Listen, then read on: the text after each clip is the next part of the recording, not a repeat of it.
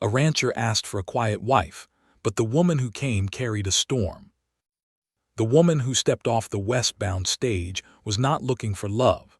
She was looking for a place far enough from her past that even fear might grow tired of chasing her. Caleb Rusk had been waiting outside the Mercantile in Dry Hollow since noon, though the stage was not due until 2. By 4, the sun had dropped low and red over the Kansas prairie, and the road east of town still lay empty except for dust, weeds, and one tired dog sleeping in the shade of a water trough. He told himself he did not care. A man who had buried a wife, lost a child before it ever took a breath, and spent 4 winters eating supper alone did not stand around like a hopeful fool.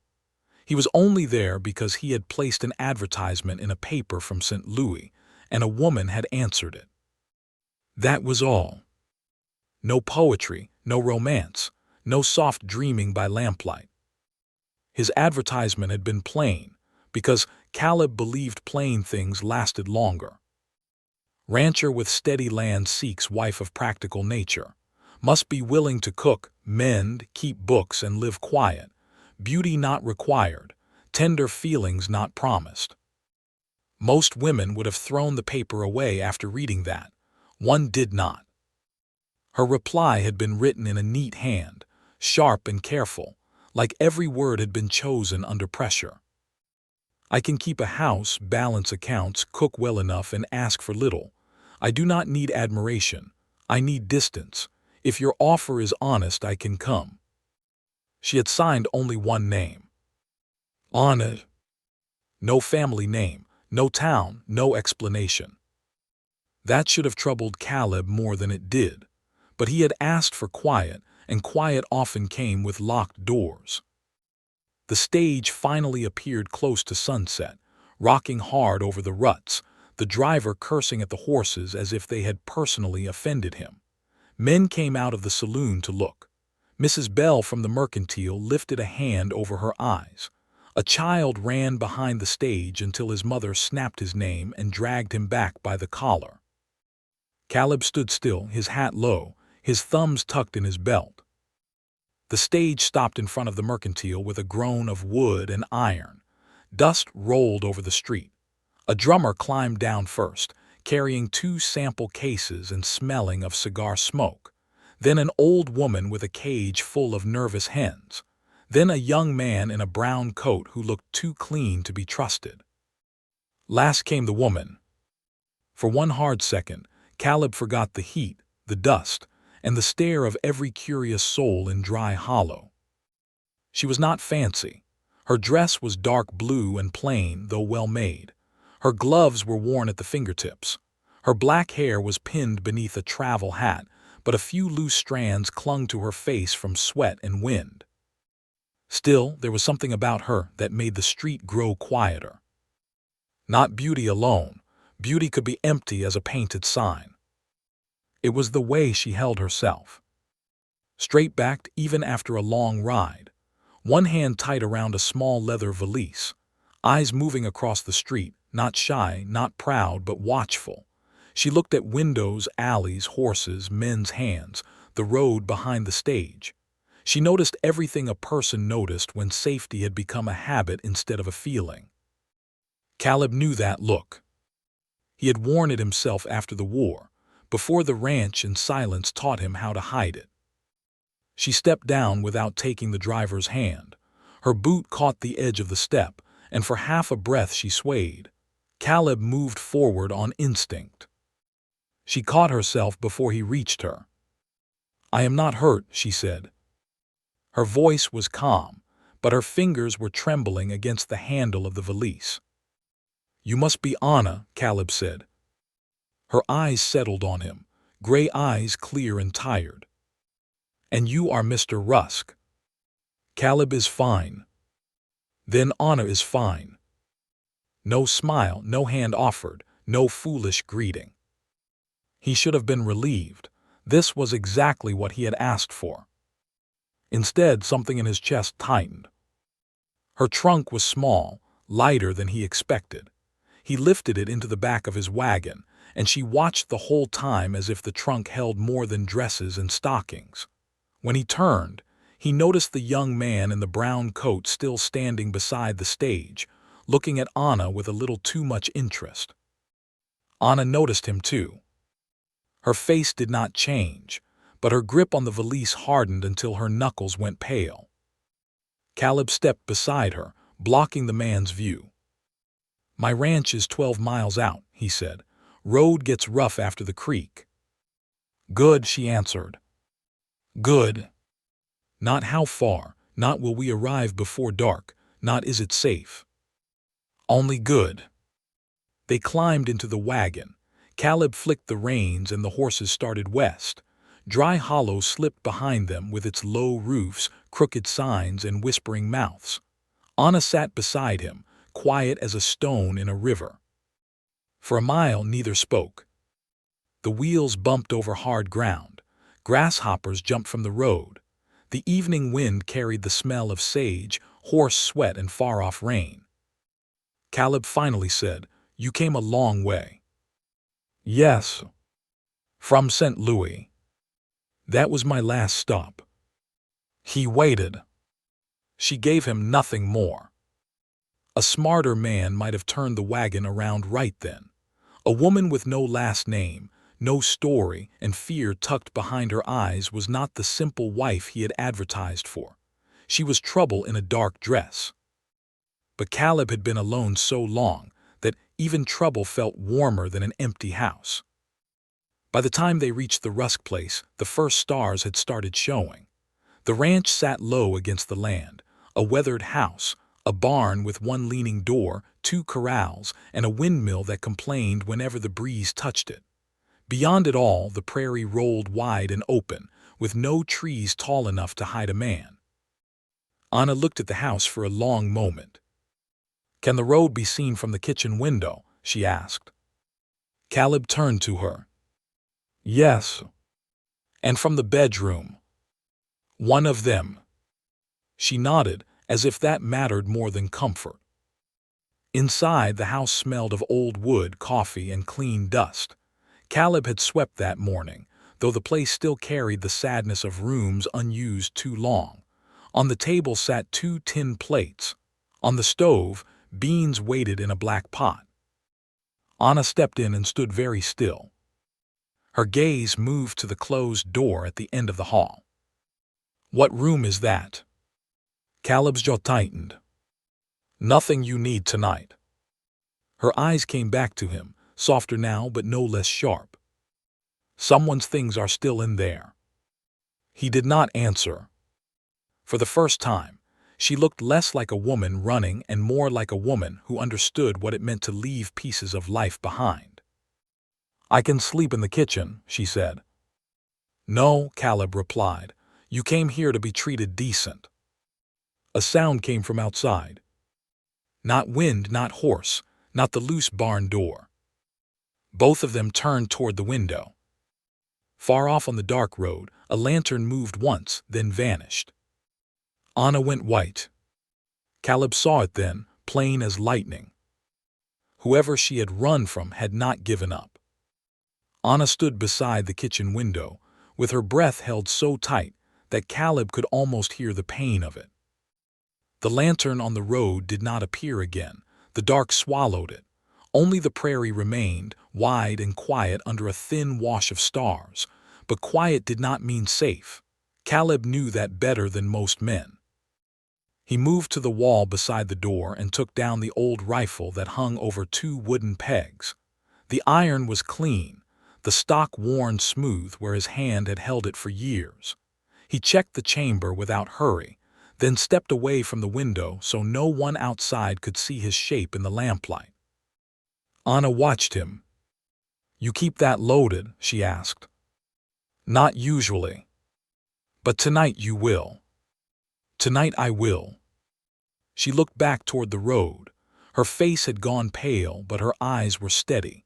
That told Caleb more than tears would have. This woman had been afraid for a long time, but fear had not made her helpless. "Was someone meant to follow you?" he asked. Anna's mouth tightened. "No one was meant to find me." That is not the same answer. No, she said softly, it is not. Caleb waited. The stove clicked as the beans settled in the pot. Outside, one of the horses shifted near the barn, its hoofs scraping dirt. The sound made Anna turn her head fast, one hand flying to the valise she still carried. You can set that down, Caleb said. She looked at the leather bag, as if she had forgotten it was in her hand. I would rather keep it near. All right. He did not ask what was inside. Not yet. A man could press on a bruise and call it concern, but that did not make it kindness. Anna lowered herself into the chair nearest the wall, where she could see both the door and the window. Caleb noticed. He also noticed she had chosen the seat farthest from the closed room down the hall. He set the rifle beside his chair and filled 2 plates with beans and corn cakes. It was not much of a welcome meal. He had planned on doing better if she stayed. Maybe stew tomorrow, maybe fresh eggs in the morning, maybe coffee strong enough to make the day stand upright. But now all those ordinary thoughts felt foolish with danger breathing somewhere in the dark. Anna ate like a person who had learned not to waste food. Small bites, careful, quiet, but every few seconds her eyes lifted toward the window. Caleb sat across from her. You know who carried that lantern, he said. Anna's spoon stopped halfway to her mouth. I know who it could be. A man. Yes. Kin. Her eyes flicked to his face. No. That one word carried enough cold to frost the room. Caleb leaned back slightly. Then he has no right to be here. Rights do not matter to men who think money can buy the law. There it was, not the whole truth but the edge of it, a torn corner of a map. Caleb studied her, the dust on her sleeves, the tired shadows beneath her eyes, the way she sat as if the chair might be taken from her. She did not look like a woman chasing a new life. She looked like a woman who had escaped a locked one. My ranch is quiet, he said. Most days nobody comes unless invited. If someone rides in after dark, they better have a good reason. What if they do not? Then they will be asked to leave. And if they refuse? Caleb glanced toward the rifle. Anna understood. For the first time since she had stepped off the stage, something like sorrow crossed her face.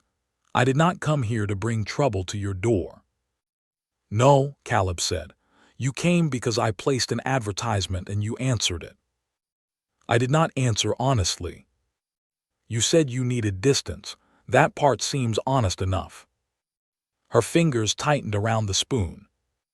I should go in the morning. The words came sudden and hard. Caleb did not answer at once. He heard the wind move under the eaves. He heard the small knock of the loose shutter outside Rachel's old room. He heard the name in his mind before he could stop it. Rachel. That closed door at the end of the hall seemed to grow heavier in the lamplight. Anna saw his eyes move toward it. Your wife, she asked. Caleb's hand stilled near his cup. What makes you say that? You look at that door like it owes you something. For a moment, anger rose in him. It was quick, hot, and useless. A stranger had no right to speak of that room, no right to see through him so cleanly. But Anna did not look cruel. She looked tired of pretending locked doors were not locked. She died 4 years ago, Caleb said. Anna lowered her gaze. I am sorry. Most people say that and then wait for the story. I will not. Why not? Because grief is not a debt you owe strangers. The anger left him. Caleb looked down at his plate. The beans had gone cold, though he had eaten most of them without tasting a thing.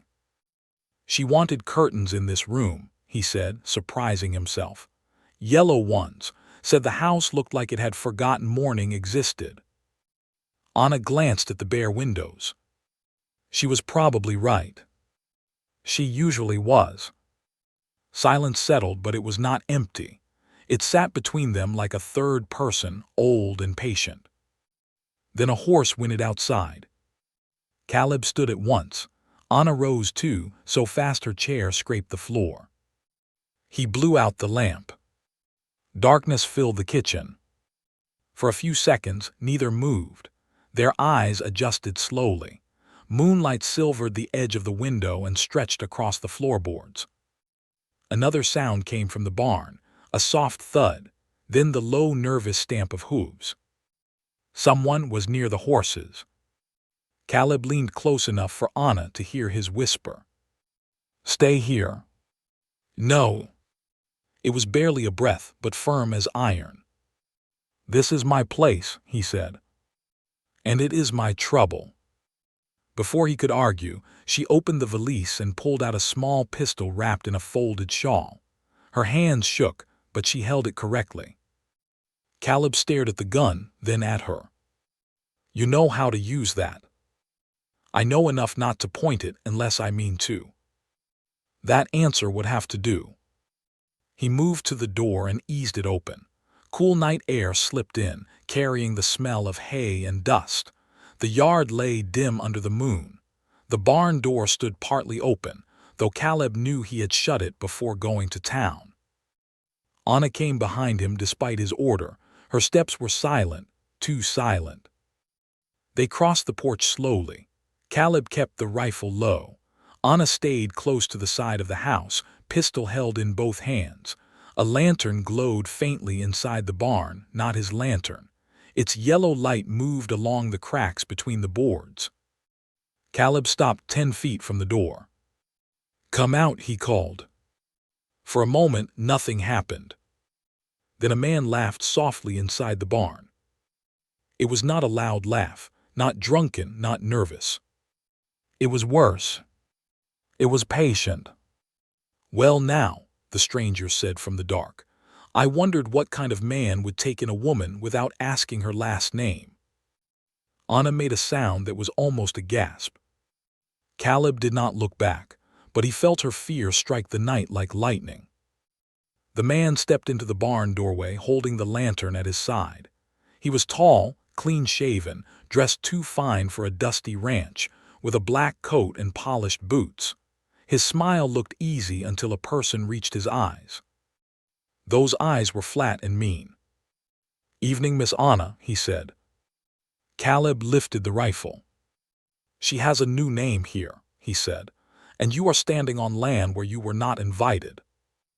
The man's smile widened. "Then I suppose we ought to talk about what she forgot to tell you." The stranger stood in the barn doorway, as if the whole dark yard belonged to him. The lantern in his hand swung a little in the night wind, throwing light across his black coat, his polished boots, and the patient smile on his face. Behind him, Caleb's horses shifted uneasily in their stalls. They knew trouble when it breathed near them. Anna stood a few steps behind Caleb, still holding the pistol, but her hand had begun to tremble. "Silas Pike," she said. The name came out low, like something bitter on her tongue. Silas touched the brim of his hat. "Glad you remember me, Miss Anna. A man could take offense if he rode all this way and found himself forgotten." Caleb kept the rifle steady. "You know each other." Silas gave a soft laugh. "She knows me, that is enough." Anna swallowed, but her voice stayed clear. "He works for my uncle." "Worked," Silas said. "Your uncle is dead, and your father is the one paying now." Caleb did not turn around, but the words struck him. Father. So she had not been running from a jealous man or a gambler or some small-town shame. She had been running from blood. "I told him I was not going back," Anna said. "Yes, you did." Silas looked at Caleb now. "And he told me to bring you anyway." The yard went quiet. Even the wind seemed to stop at the fence line. Caleb took one step forward. "You will not take her from this place." "Careful, rancher. You do not even know her proper name." "I know what she asked for, distance." Anna flinched, but only once. Caleb heard it, that small breath almost broken. "Is any of that true?" he asked, still watching Silas. "My name is not Anna," she said. The words landed between them like a dropped plate. Silas tilted his head, pleased. Caleb's chest tightened, but his rifle did not move. "What is it?" "Clara," she said. "Clara Whitcomb." Silas gave a slow clap with one gloved hand against the lantern handle. There now, the first honest word of the evening. Caleb felt anger rise, not because she had lied, but because Silas enjoyed making her say it. He enjoyed her shame. Men like that did not come to fix wrongs. They came to press wounds and call it duty. "Clara," Caleb said, letting the name settle, "did you steal?" She lowered the pistol a little. Her face was pale in the moonlight. "I sold 2 pieces of jewelry that belonged to my mother. My father said they were family property. I say they were hers, and she left them to me." Silas shrugged. "A judge may see it different." "My father owns the judges he chooses," Clara said. "Then he chooses well." Caleb's jaw hardened. "You have delivered your message. Leave." Silas took one slow step out of the barn. Caleb lifted the rifle higher. The stranger stopped, but there was no fear in him, only amusement. "You think a rifle makes you strong?" "No," Caleb said. "I think it makes you careful." For the first time, Silas's smile thinned. "Listen to me, Mr. Rusk. Her father is Samuel Whitcomb. Maybe you have heard the name." Caleb had, most people had. Whitcomb owned cattle land, freight wagons, bank shares, and half the men who wanted to become judges. His money had touched towns Caleb had never seen. "That girl belongs back east," Silas continued.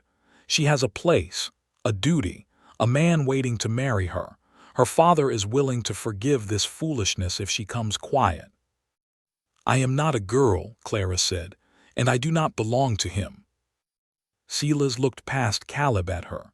His voice turned soft in a way that made the night colder. "Your father said you might talk like that.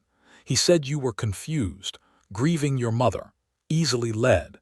He said if the rancher gave trouble, I should remind him that a man with land can lose it many ways." Caleb felt the threat like a hand closing around the house. The barn, the pasture, everything his father had left him, and everything Rachel had once loved. Clara heard it too. Her pistol lowered fully. "Do not threaten him. He has nothing to do with this." "That is where you are wrong," Silas said. "He signed himself into it when he let you ride out here." Caleb took another step forward. "I said leave." Silas looked at the rifle, then at Caleb's face. Something in Caleb must have told him the warning was not empty. At last, Silas backed toward his horse tied near the side of the barn. Caleb had not seen it in the shadows. That troubled him.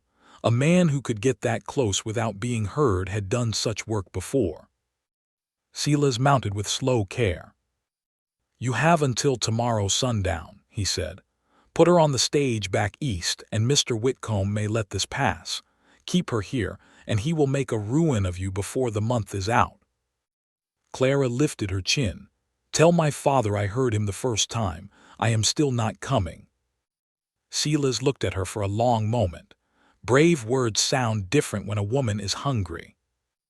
He turned his horse and rode away into the dark. Caleb did not lower the rifle until the hoofbeats faded beyond the creek. Clara stood very still, the pistol hanging at her side. The fight had left her face. What remained was a tired sorrow that made her look younger than she had on the stage. Inside the house, Caleb lit the lamp again. The little flame shook in the glass chimney, making the walls seem to move. Clara set the pistol on the table. Then she sat down as if her legs could no longer hold her. "I lied to you," she said. "Yes. I had to." "No," Caleb said, more sharply than he meant. "You chose to. Maybe you had reasons, but do not dress it up as the only road." She looked at him then. Pain flashed in her eyes, followed by something like respect. She did not argue. "You are right," she said. "I chose to lie because I was afraid if I told the truth, you would refuse me. I might have. I know." The honesty sat heavy between them. Caleb took off his hat and placed it on the table. His hair was damp at the temples from the heat and the strain. For the first time since she arrived, he looked less like a hard rancher and more like a man who had been handed another person's storm without warning. "Start at the beginning," he said. Clara folded her hands in her lap to hide their shaking. "My mother died last winter. Before that, she was the only person who stood between me and my father. Samuel Whitcomb is not a man who asks. He decides. He decided what I wore, where I went, who I spoke to, what books I read, and finally who I would marry." "The man Silas mentioned." "Yes, Edwin Vale, a banker's widower, nearly twice my age, cold as a cellar stone. My father needed his money and his railroad friends. I was the price." Caleb's face darkened. Clara stared at the lamp. "I said no." My father smiled like I had told a child's joke. Then he locked my bedroom door from the outside. For a moment, Caleb said nothing. Outside, the wind pushed dust against the porch boards. "He kept you prisoner." "For 13 days. A maid left food. Silas stood in the hall some nights, just to remind me the door was guarded. I escaped through a washroom window during a rainstorm. Sold my mother's brooch and locket, bought passage under a false name, and kept moving until I found your advertisement." She looked up at him. "I did not come to trick you for money. I did not come to shame your house. I came because your words sounded like a bargain I could survive." Caleb thought of the advertisement, beauty not required, tender feelings not promised. He had written those words to protect himself. Now he saw how they might have looked to a desperate woman, not cold, safe. A long silence passed. Then he walked to the hall and opened the closed room. Clara turned toward the sound. Caleb stood in the doorway, looking into the dark space where his dead wife's things still waited. "This room belonged to Rachel. I have not touched it since the day I buried her." Clara rose slowly. "You do not have to show me." "I think I do." His voice was rough. "You trusted me with your truth. I can at least stop hiding mine behind a door." The room smelled of dust and old lavender. Moonlight lay across a narrow bed, a folded yellow quilt, and a hairbrush still resting on the dresser. Clara did not step inside at first. She stood beside him, quiet, letting the grief be seen without grabbing at it. After a while, she said, "A house cannot breathe if one room is still holding its breath."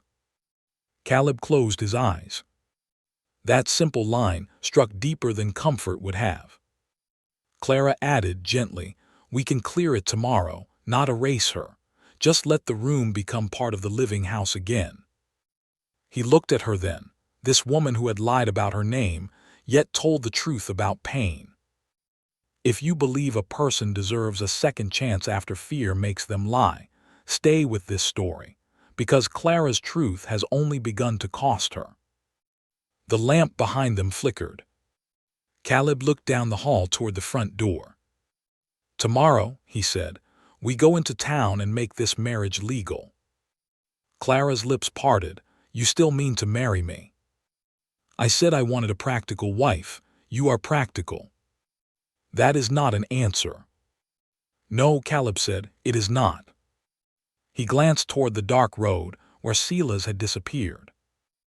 "But if your father wants to call you confused, bought, or stolen, then we give him one clear answer he cannot ignore. You stand before a judge and choose for yourself." Clara's eyes filled, though no tear fell. "And if my father comes harder?"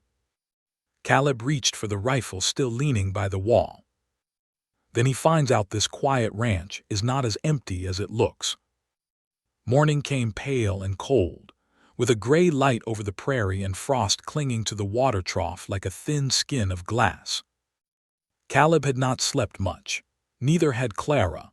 When she came into the kitchen, her hair was pinned with care, her dark dress brushed clean, but her eyes carried the long night. She had tied a narrow ribbon at her throat, simple and black. Around her wrist, she wore no bracelet, no sign of the rich life Silas had spoken of. Only a small mark showed near her thumb, where the pistol grip had pressed too hard into her skin. Caleb noticed it but said nothing. He poured coffee into 2 cups.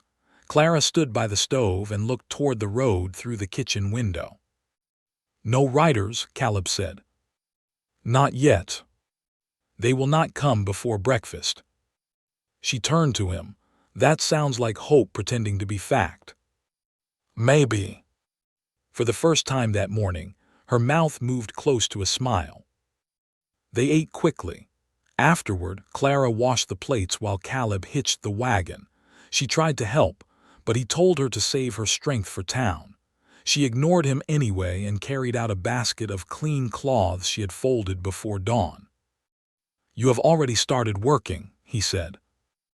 "I did not know what else to do with my hands." That answer stayed with him as they rode toward Dry Hollow. The town looked different in morning light, less like a place of arrival and more like a place of judgment. Men on the boardwalk stopped talking when Caleb's wagon rolled in. Mrs. Bell came to the mercantile door with flour on her apron. 2 boys near the trough stared openly at Clara, then looked away when Caleb's gaze landed on them.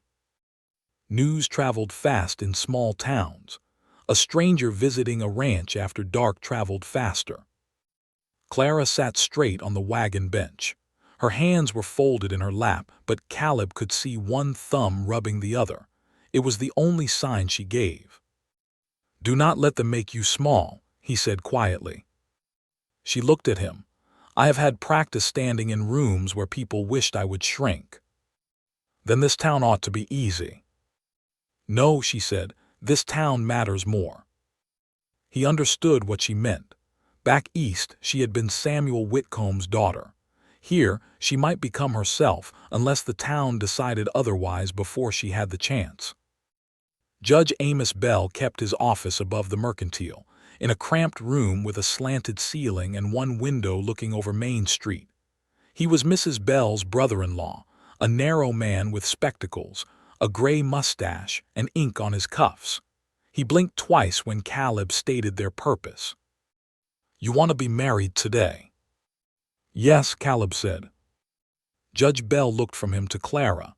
"You arrived yesterday, miss." Clara lifted her chin. "Yes." "And you wish to marry this man?" "I do." "Of your own free will?" Her eyes sharpened at that. "Ask me again, Judge Bell, and ask as if my answer matters more than my father's name." The judge sat back. Caleb turned his head slightly, hiding the faint pull at the corner of his mouth. Judge Bell cleared his throat. "Very well, miss. Do you wish to marry Caleb Rusk of your own free will?" "Yes," Clara said. "I choose it." That word filled the little office. "Choose." Caleb felt it settle into him. Mrs. Bell and the store clerk served as witnesses. The ceremony took less time than hitching a team. No flowers, no music, no family gathered with soft faces. Only dusty sunlight, a creaking floor, and Clara's hand resting cold in Caleb's palm. When Judge Bell pronounced them husband and wife, Clara did not look relieved. She looked braced, as if becoming Mrs. Rusk had not ended the danger, only drawn a clear line across the dirt. Caleb bought a plain gold band from a tray in the mercantile. It was not a perfect fit, but Clara slipped it onto her finger and held it there with her thumb. "It will do," she said. "I can get better later." She looked down at the ring. Better is not always richer. Outside, the town watched them leave the mercantile. Some faces were curious, some kind, some already hungry for gossip. Then Silas Pike stepped out from the shade beside the saloon. He was not smiling now. His eyes went straight to the ring on Clara's hand. "Well," he said, slow and soft, "you have been busy." Caleb moved to stand beside Clara, not in front of her. He remembered how she had said men spent their lives deciding for her. He would not become another one, even by trying to protect her. Clara held her hand steady at her side. "You can tell my father I am married." "I can," Silas said, "but I doubt he will treasure the news." "That is his burden." Silas laughed once. "You sound mighty brave on a sunny street." Caleb's voice stayed low. "And you sound mighty bold for a man who left my ranch when asked." A few men on the boardwalk went still. Dry Hollow might enjoy gossip, but it also respected land and the right of a man to keep strangers off it. Silas noticed the listening ears. His tone changed, turning smooth again. "No offense meant. I am only here to protect a worried father's interest." "I am not his interest," Clara said. "I am his daughter. There is a difference, though he never learned it." Something ugly crossed Silas's face, quick as a snake through grass. Then he tipped his hat. "Enjoy the ring, Mrs. Rusk. Some vows break easier than others." He walked away before Caleb could answer. On the ride home, Clara did not speak for 3 miles. The prairie rolled around them in gold and brown waves. A hawk circled high above, silent and patient. At last, she said, "You stood beside me." "Seemed the place to stand." "Most men stand in front." "I figured you have seen enough of that." She looked at him for a long moment, then turned back to the road. Back at the ranch, they did not talk about Silas. They did the work waiting for them. Caleb tended the horses. Clara changed into a plain work dress and began clearing the room that had belonged to Rachel. At first, Caleb could not make himself cross the doorway. Clara did not shame him for it. She opened the window, letting sunlight and wind push through the stale air. Dust rose in slow, golden sheets. She folded dresses with careful hands. She placed the hairbrush in a small wooden box. She found a yellow ribbon beneath the pillow and held it out to Caleb without a word. He took it. His hand closed around it until his knuckles whitened. "She wore this the day we came to the ranch," he said. Clara stood quietly. "She said the house looked lonely, said we would fill it with noise." "What kind of noise?" Caleb swallowed. "Children mostly." The room seemed to ache around them. Clara looked away, giving him the mercy of not watching his face too closely. Together, they packed Rachel's things into a cedar trunk, not thrown away, not forgotten, just moved from a grave of dust into a place where memory could rest without ruling the house. By sundown, the room had changed. The bed was made with fresh sheets. The window stood open. Clara placed a small lamp on the dresser and set her mother's last photograph beside it. 2 lost women now looked over the same quiet room. That night, Caleb found Clara at the kitchen table with his account book open. "You are working again." "That looks like numbers." "Numbers help me think." He sat across from her. She tapped one page. "Your ranch is not failing because the land is poor. It is failing because you stopped asking it to live." That struck harder than she knew. Before he could answer, a sharp knock sounded at the front door. Not a neighbor's knock, not friendly. 3 hard strikes evenly spaced. Caleb rose slowly. Clara closed the account book. When he opened the door, a folded paper lay pinned to the wood with a small knife. No one stood on the porch. Only hoofbeats faded into the dark. Caleb pulled the paper free and opened it under the lamp. Clara read the words over his shoulder, and all the color left her face. "Your marriage changes nothing. Tomorrow your ruin begins." Caleb read the note 3 times, though the words did not change. "Your marriage changes nothing. Tomorrow your ruin begins." Clara stood close enough that he could feel the cold coming off her, as if the message had opened some winter door inside her chest. The small knife still trembled in Caleb's hand. It was a fine blade, too fine for a common rider. The handle was smooth bone, carved with a silver W. "Whitcomb." Caleb laid it on the table. Clara stared at it like it was a live coal. That belonged to my father's desk, she said. Caleb looked at her. You are sure? I saw it every day when I was a girl. He used it to open letters. He never let anyone else touch it. Then Silas is carrying more than messages. He is carrying proof. Her voice dropped. My father wants me to know this came from him. Caleb folded the paper and placed it beside the knife. Then he wants you afraid. He knows I am. No, Caleb said. He knows you used to be. Clara looked at him, but she did not answer. Her face said she wanted to believe it. Her hand said belief was still too heavy to hold. That night the house felt different. The windows seemed too dark. The corners seemed too deep. Caleb moved Rachel's old trunk against Clara's bedroom door, not to trap her in, but to help her sleep with something solid between her and the hall. Clara did not protest. She sat on the edge of the bed, holding her mother's photograph in both hands. Caleb paused at the doorway. I will sit in the kitchen a while. You cannot guard every shadow. I know. But you will try. Yes. A faint sadness touched her mouth. Rachel was loved by a stubborn man. The name landed gently, but it still made Caleb's throat tighten. She deserved better than what I became after losing her. Clara looked down at the photograph. Grief does not ask permission before it changes a person. No, he said, but maybe a man is still answerable for what he lets it keep. She looked up then, and something quiet passed between them. Not romance, not yet. Something more careful. A small lantern carried across dangerous ground. If you believe a wounded heart can still choose courage, stay with Clara and Caleb now, because the first blow against their new life was already waiting in town. Morning brought no riders, no shouts, no gun smoke. That was what made it worse. Ruin came wearing a clean shirt.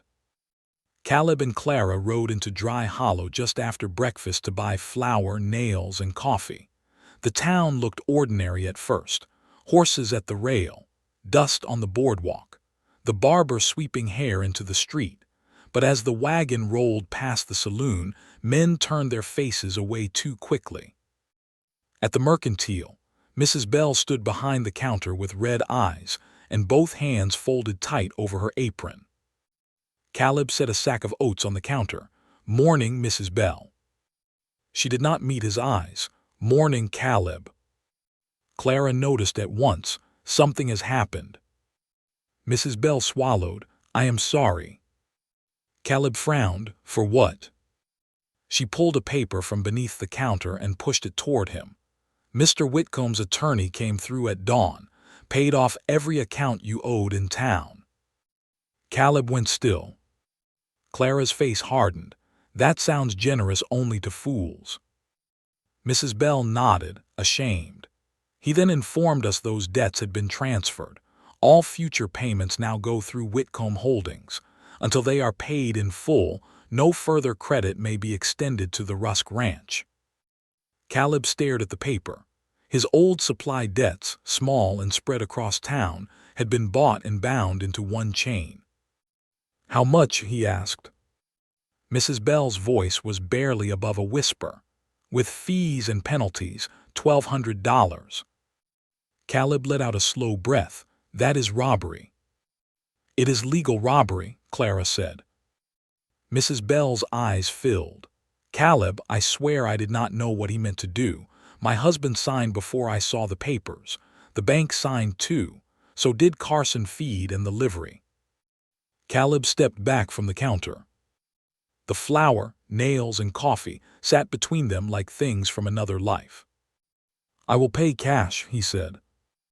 Mrs. Bell looked pained. I was told not to sell to you. The words struck harder than Caleb expected. He had traded in that store since boyhood. His mother had bought sugar there. Rachel had chosen cloth there for the yellow curtains she never got to hang. Now one rich man's anger had turned a neighbor's counter into a locked gate. Clara placed one hand on the counter. Her fingers were steady. Mrs. Bell, did the paper say you cannot sell to me? The older woman blinked. No, it named Caleb in the Rusk Ranch account. Then I am buying for myself. Caleb looked at her. Clara. She did not look away from Mrs. Bell. 1 sack of flour, coffee, salt, nails, needle thread, and any dried apples you can spare. Mrs. Bell hesitated, then moved quickly, as if courage might fail if she gave it time. She packed the goods in brown paper and took Clara's coins with trembling hands. When they stepped back onto the street, Silas Pike was waiting across from the saloon. He leaned against a post, smiling. Caleb loaded the supplies into the wagon without taking his eyes off him. Silas called out, "Hard morning." Clara climbed onto the wagon bench, not as hard as being a grown man paid to frighten women. A few people heard. Someone coughed to hide a laugh. Silas's smile slipped. Caleb took the reins, but before he could turn the team, a man came running from the bank. Mr. Doyle, the banker, waved a paper over his head. "Caleb, wait." Caleb stopped. Doyle reached the wagon breathless, his round face wet with sweat. He would not look at Clara. "I was told to deliver this." Caleb took the paper. It was a notice of foreclosure review. The mortgage on the west pasture, a debt Caleb had nearly forgotten because payments had always been accepted late after winter, had also been purchased. Payment was demanded in full within 10 days. 10 days or the land would be seized. Clara read over his arm. Her face changed, not with fear this time, but with a cold and dangerous calm. "He is not trying to bring me home," she said. "He is trying to make sure there is no home left for me to choose." Caleb folded the paper carefully, too carefully. Silas pushed off the post and walked toward them. "Mr. Whitcomb is a patient man, but not a soft one. Put her on the eastbound stage tomorrow, and perhaps he stops here." Clara stood in the wagon. Her voice carried down the whole street. "Tell Samuel Whitcomb he can buy debts, papers, and weak men's silence, but he has not bought me." The town froze. For one bright second, even Silas had no answer. Then a quiet voice spoke from the mercantile doorway. "He has not bought all of us either." Mrs. Bell stepped outside, still wearing her flour-dusted apron. Beside her came the blacksmith, then old Mr. Harlan from the stable, then a widowed seamstress named June Pike who had no kinship to Silas and no fear of saying so. Caleb stared as one by one, faces turned toward Silas instead of away. But before hope could settle, a rider thundered in from the east road, his horse lathered and wild-eyed. He pulled hard in front of the saloon. "Caleb Rusk," he shouted, "your barn's on fire." For one terrible second, Caleb could not move. The rider's words hung over dry hollow like a church bell struck wrong. "Your barn's on fire." Then the world rushed back. Caleb snapped the reins so hard the team lurched forward before Clara had fully sat down. The wagon jerked into the street, flour sacks sliding in the back, nails rattling inside their paper wrap. People shouted behind them. Someone called for buckets. Someone else yelled for men to ride. Clara gripped the bench with one hand and Caleb's sleeve with the other. "Tom Fletcher is watching the place," she said. "I know." The words came out like gravel. The road home had never seemed so long. Dust flew behind the wagon. The horses ran hard, their sides darkening with sweat. Caleb leaned forward, jaw locked, eyes fixed on the western rise where his ranch would come into view. Clara prayed under her breath, not fancy words, just small broken ones. "Please let him be alive. Please let the house stand, please." When they topped the last hill, smoke marked the sky. Black and thick. Caleb's face changed in a way Clara had not seen before. Not fear, not anger, something worse. A man watching the past and future burn in the same flame.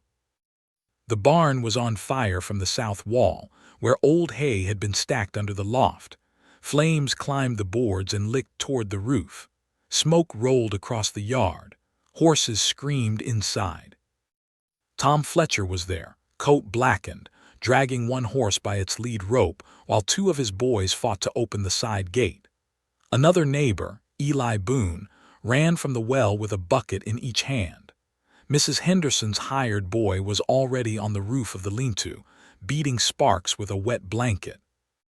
Caleb jumped from the wagon before it stopped. "Where's Tom?" "There," Clara shouted.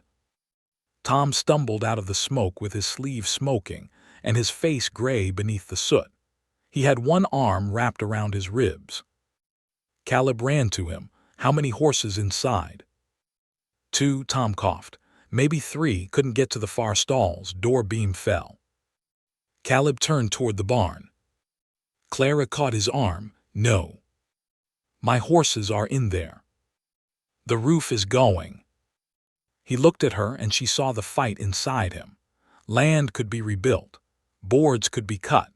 But those horses were living things, and one of them was Rachel's old mare, Daisy, too old for hard work but still kept because love sometimes looked like feeding what no longer earned its keep. A scream came from inside the barn. Caleb pulled free. Clara did not waste breath trying to stop him again. She ran to the wagon, grabbed 2 blankets, and plunged them into the water trough. Then she dragged one over Caleb's shoulders just before he reached the door. "Stay low," she said, "and come back breathing." He looked at her once, then disappeared into the smoke. The heat hit Caleb like a wall. Inside the barn, the air was black and alive. Sparks fell from the loft. He covered his mouth with his sleeve and moved by memory, counting steps, feeling the wall with one hand. Daisy was in the far stall. He could hear her kicking. "Easy, girl," he choked. "Easy." A burning rope dropped near his boot. He stamped it out and shoved forward. The stall latch was hot enough to burn his palm. Daisy reared when the door opened, eyes rolling white, body slick with terror. Caleb grabbed her halter and pulled. She fought him. For a moment, he thought neither of them would get out. Then another figure appeared through the smoke. Clara. Wet blanket over her hair, eyes streaming, one hand holding the second blanket in front of her face. Caleb wanted to curse her, but the smoke stole the words.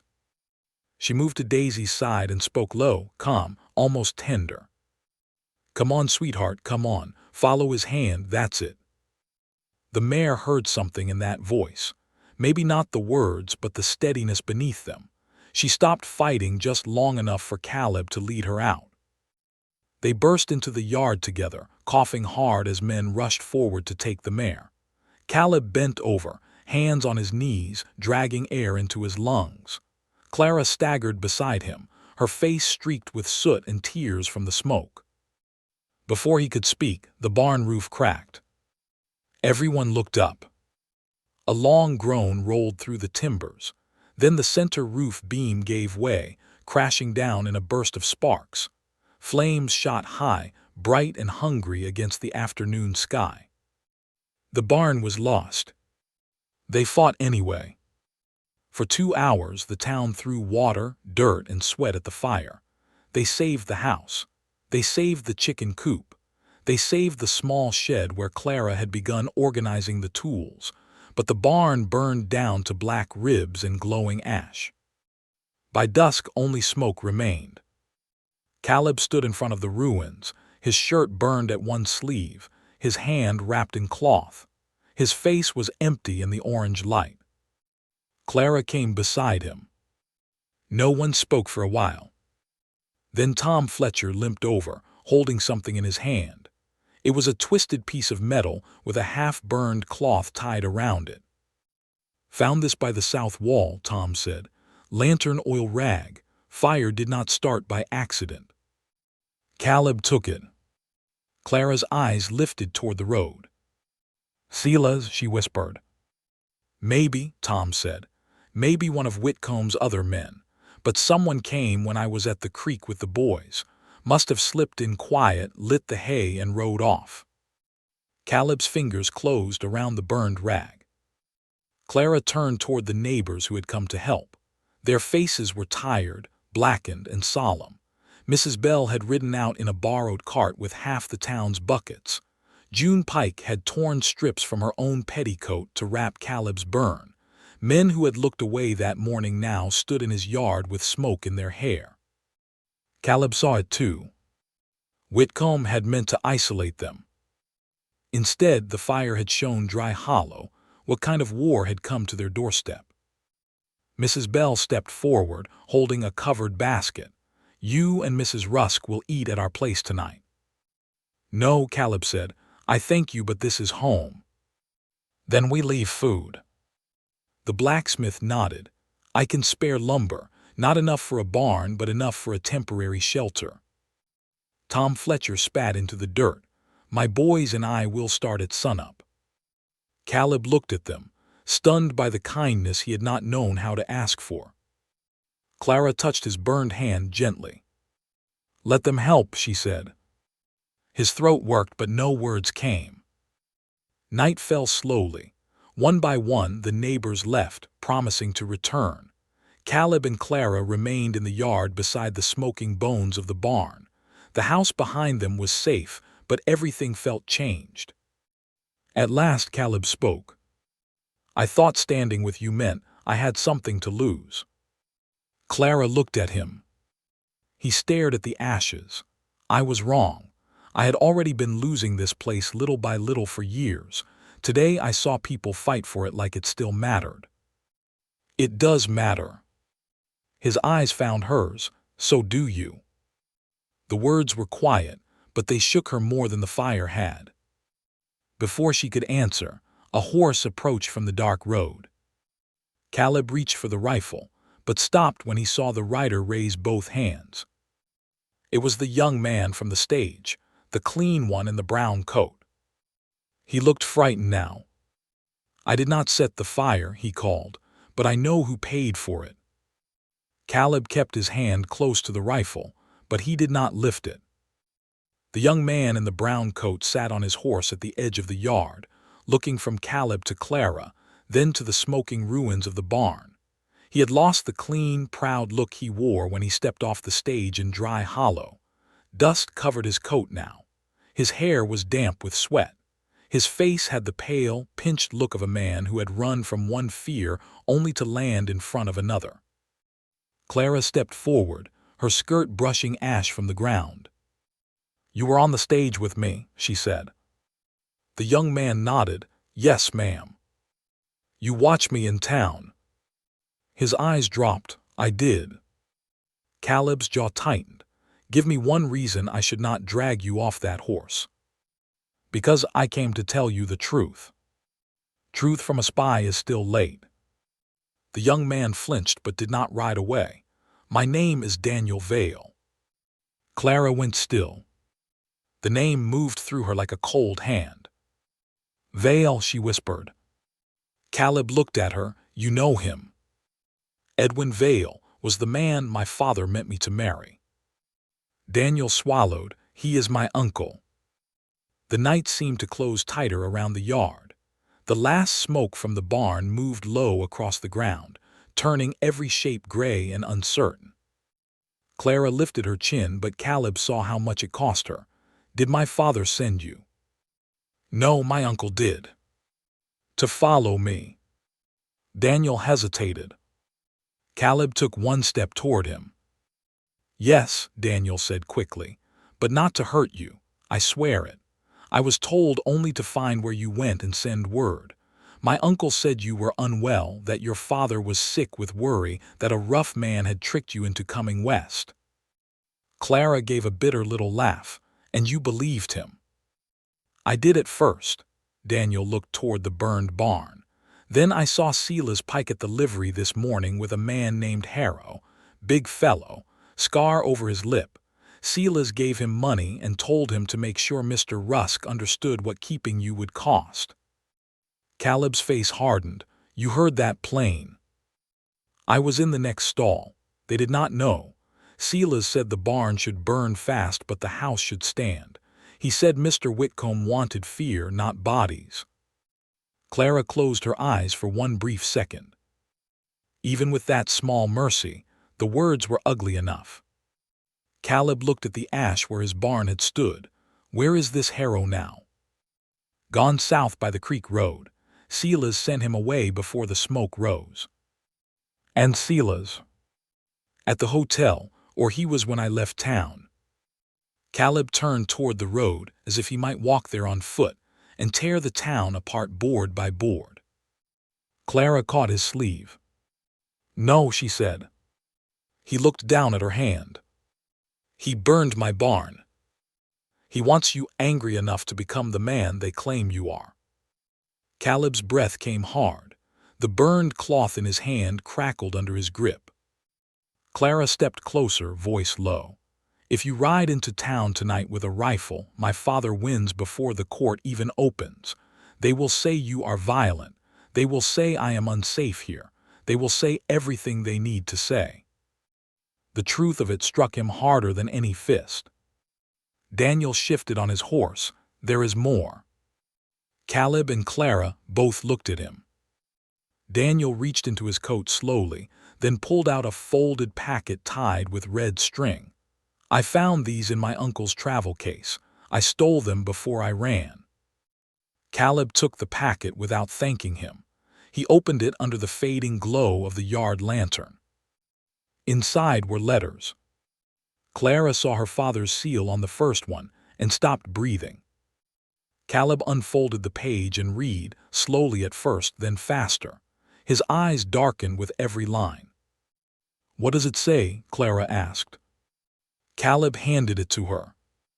Her father's words crawled across the paper in neat black ink. Do not concern yourself with her wishes. Once Clara is returned and the marriage papers are signed, her protest will fade into obedience. The doctors will certify whatever is necessary. The court will accept my account. It is vital that no public scandal weaken the Vale agreement before the rail vote. Clara's hand shook. Not from fear this time. From fury. He wrote it, she said. Daniel nodded. There are 3 more. One from my uncle.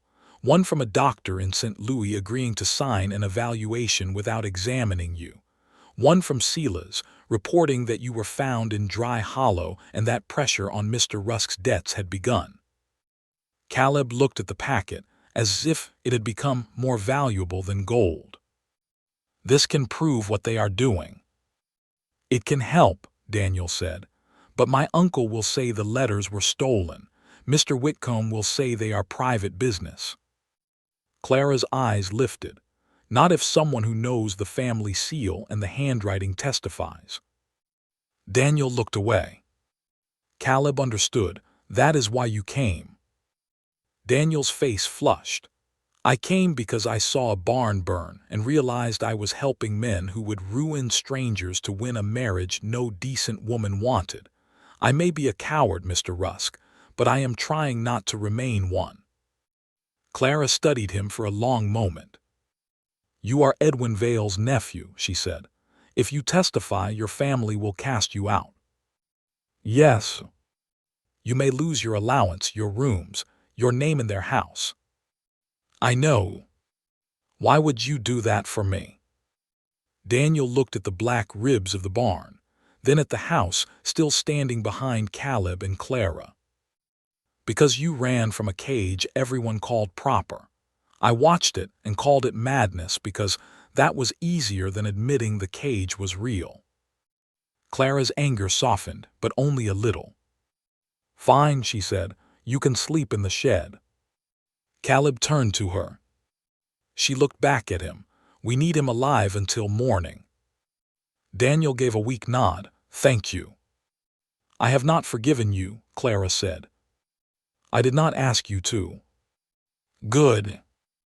They gave Daniel a blanket and a place in the tool shed, far from the house but close enough that Caleb could watch him through the kitchen window. Then Caleb and Clara sat at the table with the letters spread between them. The lamp burned low. Smoke clung to their clothes. Ash marked Caleb's face and Clara's sleeve. Neither bothered to clean it away. "These papers could change everything," Caleb said. "Or make my father more dangerous. He already burned the barn." "No," Clara said quietly. "He had someone else burn it. That is how men like him live clean while others carry the soot." Caleb looked at her then, really looked. The woman who had arrived under a false name was gone. In her place sat Clara Rusk, tired, frightened, and no longer willing to bow her head. Before dawn, a rider came from town with a message. Caleb opened the door with the rifle in hand. The boy on the porch held out an envelope and would not meet his eyes. From Judge Bell. Caleb broke the seal. His face changed as he read. Clara stood behind him. "What is it?" Caleb handed her the paper. By order of the county court, Clara Whitcomb Rusk was to appear in Dry Hollow the next afternoon to answer a petition from her father questioning her soundness of mind and the legality of her marriage. At the bottom, in a darker hand, someone had written one extra line. "Bring her willingly, or she will be brought." Clara read the court order twice. The words did not shake in her hands. That frightened Caleb more than if she had broken down. Fear at least moved. This calm sat in her like frozen water. "Bring her willingly, or she will be brought." She folded the paper with care and laid it on the kitchen table beside the stolen letters.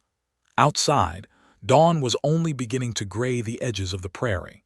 The burned barn still smoked in places, thin white threads rising from black beams. Daniel stood near the stove, wrapped in Caleb's old coat, his face pale from a sleepless night. "They moved fast," he said. Clara looked at him. "My father always moves fast when he is afraid." Caleb turned from the window, afraid. "Yes," she touched the packet of letters. "If these reach the judge before my father shapes the room, he loses control of the story. That is what he fears most." Caleb wanted to believe that. He wanted to believe paper and truth could stand against money, threats, and men like Silas Pike. But he had lived long enough to know truth often arrived muddy, while lies wore polished boots. "We need witnesses," Clara said. "We have Daniel. One frightened man with stolen letters is not enough. My father will call him weak, jealous, dishonest, anything that suits him." Daniel lowered his eyes but did not argue. Clara looked toward the window, where the first light touched the ruined barn. "We need this town to say what it saw." By mid-morning, Dry Hollow began arriving at the Rusk Ranch. Not all at once. People came in twos and threes, some with lumber, some with food, some with tools. Tom Fletcher limped in with both sons, carrying fence rails. Mrs. Bell brought biscuits wrapped in a blue cloth. June Pike brought a clean dress for Clara, saying only that a woman ought to face wolves without smoke on her sleeves. Caleb stood in the yard, unable to make sense of it. He had spent years believing folks left a man alone because that was what he wanted. Maybe they had, or maybe grief had built a fence around him, and the town had mistaken it for a locked gate.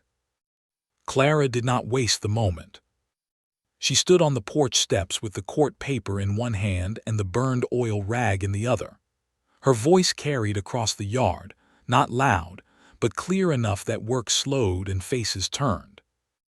"My father means to tell a judge I am not sound of mind," she said. "He means to say Caleb tricked me, that this marriage is false, and that I must be returned east for my own good. Last night, someone burned this barn to make that lie easier to sell." No one spoke. Clara lifted the rag. "I cannot force any of you to stand with us. I know what men with money can do.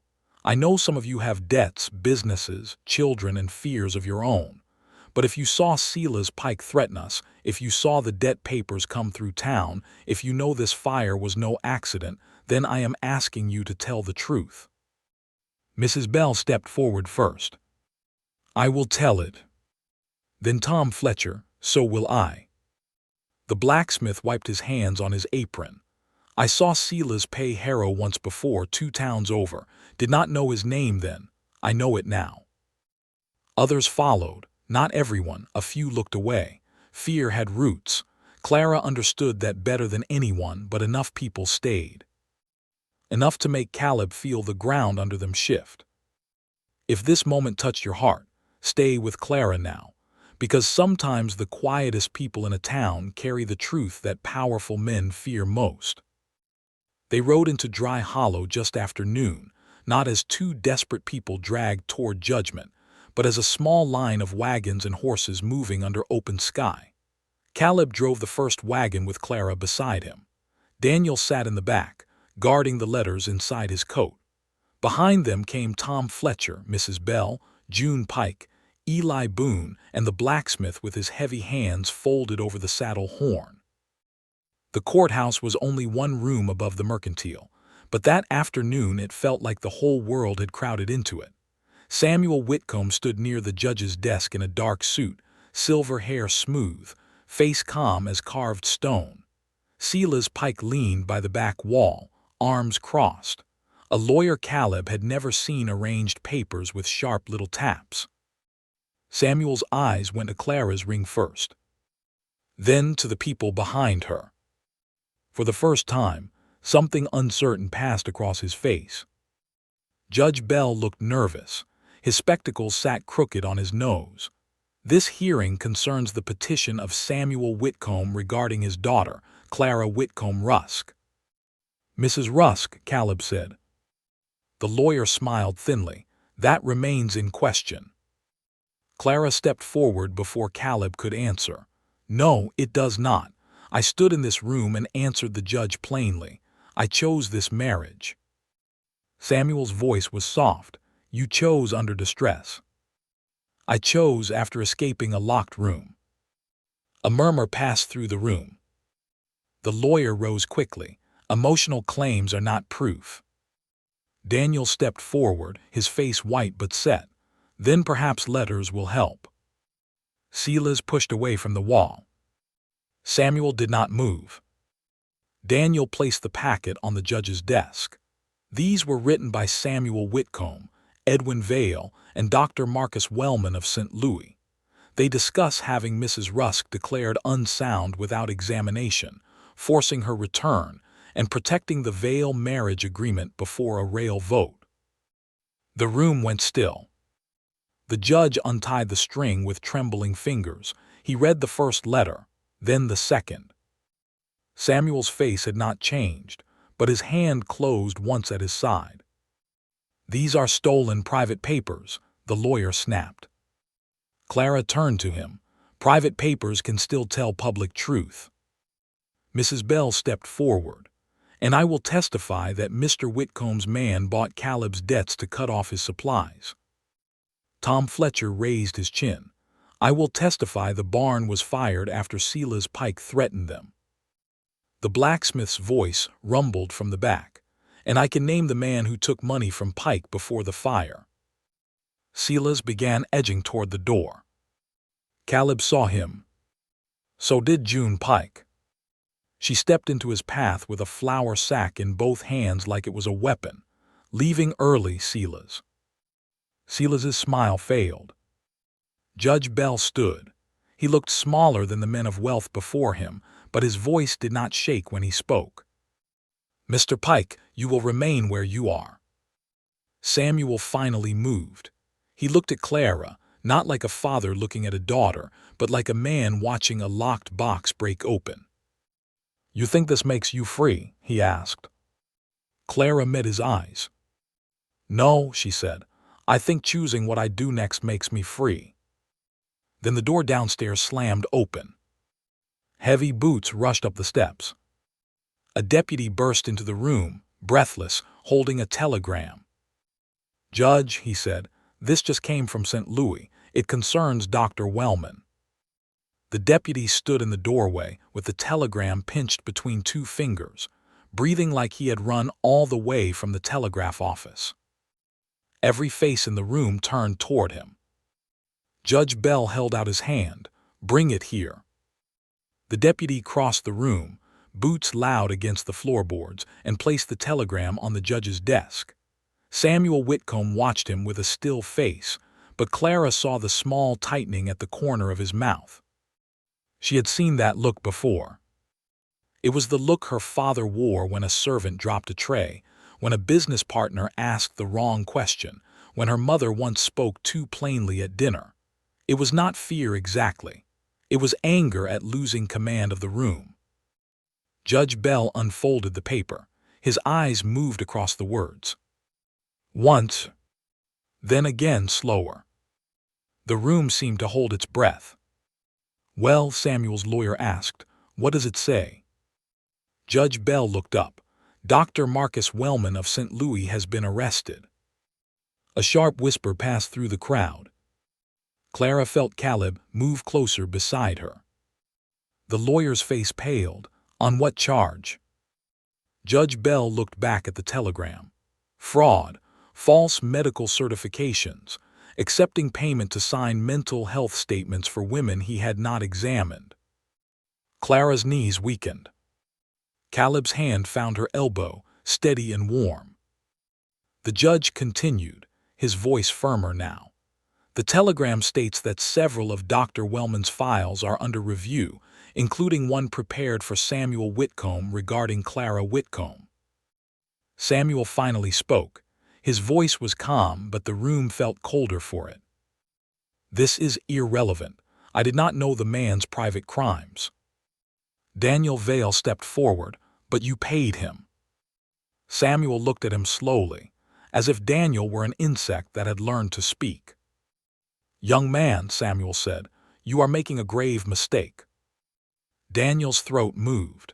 For a moment, he looked ready to fold beneath the weight of that voice. Then Clara turned to him. Not pleading, not commanding. Only looking. Daniel reached into his coat and pulled out one more paper, smaller than the others. My uncle had this too. I did not understand it until now. The lawyer lunged halfway from his chair. Do not hand over stolen material. Judge Bell's voice cracked across the room. Sit down, counselor. The lawyer sat. Daniel placed the paper before the judge. It is a receipt. $500 paid to Dr. Wellman's office, signed by Samuel Whitcomb's secretary. The judge read it, then looked at Samuel. Samuel's mask did not break. That almost frightened Clara more than rage would have. My secretary handles many payments, he said. I do not personally inspect every bill. Clara stepped forward. No, she said, but you inspect every chain. Her father's eyes moved to her. The room around them seemed to fall away. For one moment, Clara was not standing in a crowded hearing above a mercantile in Dry Hollow. She was a girl again in a high-ceilinged house, standing before a locked door, hearing her father say that obedience would make life easier. Her hand began to tremble. Caleb saw it and moved as if to speak, but Clara gently touched his wrist. This part had to be hers. You told them I was unstable, she said. You told them I was confused. You told them I was led away by a stranger, but I remember every step I took out of your house. I remember the rain on the washroom roof.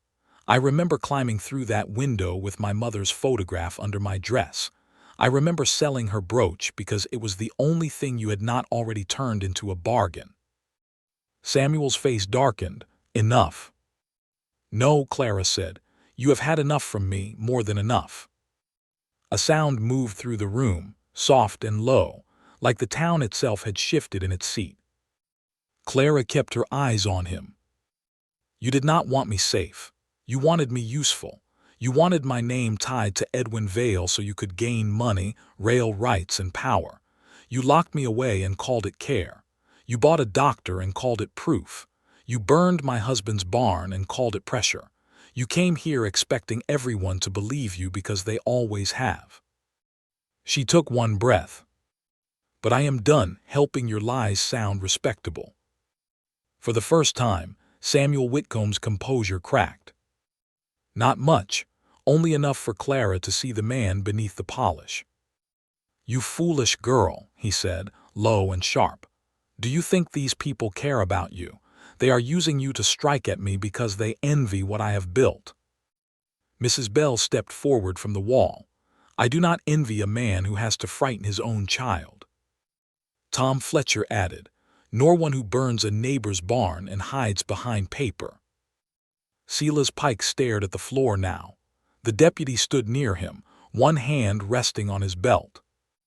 Judge Bell removed his spectacles and rubbed his eyes. When he spoke again, his voice carried the weight of a man choosing which side of his life he would have to live with. "This court finds no cause to question Mrs. Clara Rusk's soundness of mind.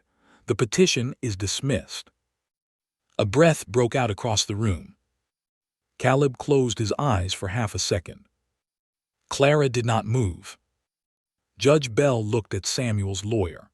"As for the challenge to the marriage, this court recognizes the union of Caleb Rusk and Clara Whitcomb Rusk as lawful." The lawyer opened his mouth, but the judge raised a hand.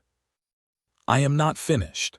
The matter of the barn fire, the debt coercion, and these letters will be turned over to the county authorities. Mr. Pike will remain for questioning." Silas looked toward the door. The deputy stepped in front of it. Samuel picked up his hat with slow care. "You will regret this, Amos." Judge Bell's face went pale, but he did not look away. "Maybe, but not today." Samuel turned to Clara. There was no softness in him, no apology, no fatherly grief, only possession denied. "You have made your choice," he said. "Yes," Clara answered. "Then live with it." "I intend to." He walked out without another word. No one stopped him. Men like Samuel Whitcomb did not always fall in one clean moment. Sometimes they walked away with their backs straight while the first stones of their power began to loosen behind them. Clara watched him go down the stairs. She should have felt free. Instead, she felt hollow. The room filled with voices, handshakes, questions, and relief. Caleb accepted thanks he did not know how to answer. Daniel sat down hard in a chair, shaking from what he had done. Mrs. Bell hugged Clara, and Clara let herself be held for 3 quiet seconds before stepping back. Outside, the sun was lowering. Caleb and Clara rode home at the head of a slower, softer line of wagons. The town had won something that day, but the barn was still ash. The debt still had to be fought. Samuel was still powerful somewhere beyond the horizon. When they reached the ranch, Clara climbed down and walked to the burned ground. A folded envelope lay on a blackened beam. Her name was written across it in a hand she knew well. Not her father's. Her mother's. Clara could not move.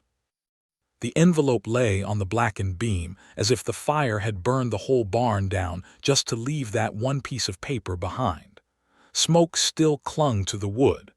Ash lifted in the evening wind and drifted around her skirt like gray snow. Caleb stepped beside her, careful not to touch the letter. "Clara," he said softly. She bent down with trembling fingers and picked it up. The paper was old, yellow at the edges, but the seal had not been broken. Her name was written across the front in her mother's hand. "For Miss Clara Whitcomb, when she finally chooses herself." Clara pressed the envelope against her chest. A sound left her, small and wounded, but she did not cry yet. She only stood there staring at the name, as if the dead had spoken across years and smoke. Caleb looked toward the house. How did it get here? Daniel came slowly from the wagon, his face full of shame and wonder. "I know." Clara turned. Daniel swallowed. "Your mother gave it to my aunt before she died. She told her not to give it to you while you were still under your father's roof. My aunt hid it in Edwin Vale's desk. I found it with the other papers and took it, but I was afraid to hand it over before the hearing. I thought it might hurt more than help." Clara looked at the envelope again. "It was in the barn." Daniel nodded. "In my coat. I slept in the shed, then moved my things near the barn before we went to town. I must have dropped it. I thought it was gone." Caleb's voice was low. Somehow it survived. Clara looked at the burned beams, the ruined stalls, the land darkened by smoke, and the letter untouched except for one corner singed brown. "No," she whispered, "she survived." They went inside before opening it, not because the letter needed a room, but because Clara did. Caleb lit the kitchen lamp. Its soft glow filled the place Rachel had once wanted to brighten with yellow curtains. Clara sat at the table, the ring on her finger dull with soot, the envelope resting before her. For a long moment, she only touched her mother's handwriting. Then she opened it. The letter was not long. Her mother must have written it when illness had already stolen most of her strength. The words were shaky in places, but still gentle. "My dearest Clara, if this reaches you, then I pray you are far from the house where I could not teach you freedom by example. Forgive me for all the times I stayed silent. I told myself silence protected you, but silence only made your father's voice larger. You were never born to be traded, managed, or kept. You were born with a mind sharp enough to see locked doors and a heart brave enough to open them. If the day comes when choosing your own life costs you comfort, name, or fortune, choose it anyway. Love should never require your obedience to prove itself. Go where you can breathe. Build something honest. And when you are afraid, remember that fear is not a command. It is only a weather passing over the soul." Clara stopped reading. Tears slipped down her cheeks, quiet and steady. Caleb sat across from her, silent, his burned hand resting on the table. She finished the last line in a broken whisper. "I could not leave my darling girl, but you can." The paper lowered into Clara's lap. No one spoke. Outside, the prairie wind moved around the house. Somewhere in the yard, Daisy gave a soft, tired nicker. The sound was ordinary and kind, and that was what finally broke Clara. She covered her face and wept, not like a frightened girl, not like a beaten daughter, but like a woman laying down a burden she had carried too long. Caleb came around the table and knelt beside her chair. He did not tell her not to cry. He did not say it was over. He only held her hand, and when she leaned toward him, he held her too. By morning, Dry Hollow was at the ranch again. Men brought lumber, women brought food, boys carried nails in coffee tins. Tom Fletcher stood in the yard giving orders like he owned the place, and for once Caleb let him. Mrs. Bell came with yellow cloth folded over one arm. "For the kitchen," she said, placing it in Clara's hands. "I heard once that this house needed mourning." Caleb turned away, but not before Clara saw his eyes shine. The barn would take weeks to rebuild. The debts would take longer. Samuel Whitcomb would not become harmless in a single day. But the letters, the doctor's arrest, Daniel's testimony, and the town's witnesses had started a fire of another kind, one that burned through lies instead of wood. By the next month, the foreclosure claim was challenged. By winter, Whitcomb Holdings quietly withdrew from the debt fight rather than face a public trial. Silas Pike left the county under guard, and no one in Dry Hollow missed his smile. Daniel did testify. He lost his uncle's favor, his allowance, and the room he had once called home. Caleb hired him for the rebuilding, though Daniel blistered his hands the first day and nearly dropped a beam on his own foot. Clara did not forgive him quickly. But one evening, after he worked through rain without complaint, she handed him coffee and said, "You are learning." For Daniel, it was enough. As for Samuel Whitcomb, he never apologized.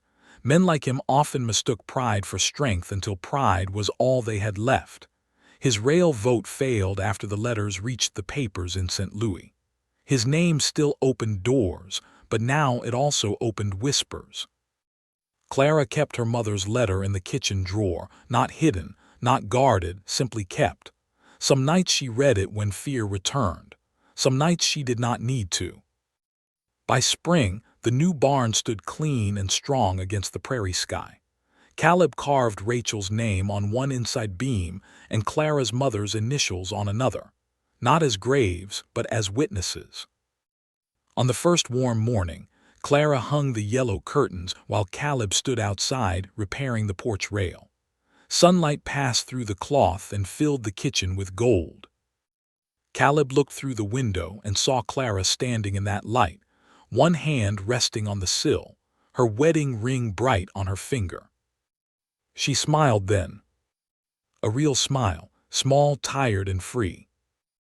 If Clara and Caleb's journey reminded you that truth can rebuild what fear tried to burn, carry that feeling with you and stay close for more stories of courage, love, and justice on the frontier.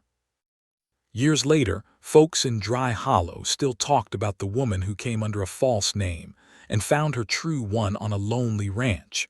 But Caleb never told it that way. When children asked, he would look toward the yellow curtains moving in the wind and say, "She did not come here to be saved. She came here to choose. And by choosing, she saved this house too."